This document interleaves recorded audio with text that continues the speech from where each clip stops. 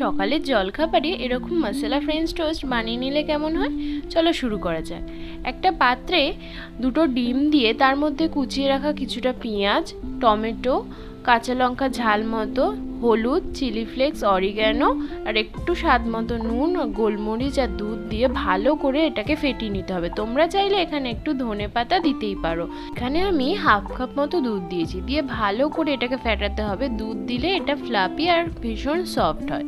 এবার প্যান গরম করে তার মধ্যে তেল ব্রাশ করে নিয়ে ব্রেডটাকে ওই ব্যাটারটার মধ্যে ভালো করে দুপিটি উল্টে পাল্টে নিয়ে তারপর ডিমটা কড়াইতে দিয়ে তার উপরে ব্রেডটাকে বসিয়ে দেবো। আমি এখানে আটার ব্রেড ব্যবহার করেছি, তোমরা চাইলে ময়দারও ব্যবহার করতে পারো। দুদিকটাই এরকম উল্টে পাল্টে ভালো করে সেকে হালকা ব্রাউন করে তুলে নিলেই ব্যাস আমাদের ব্রেকফাস্টের জন্য মশলা ফ্রেঞ্চ টোস্ট একদম রেডি।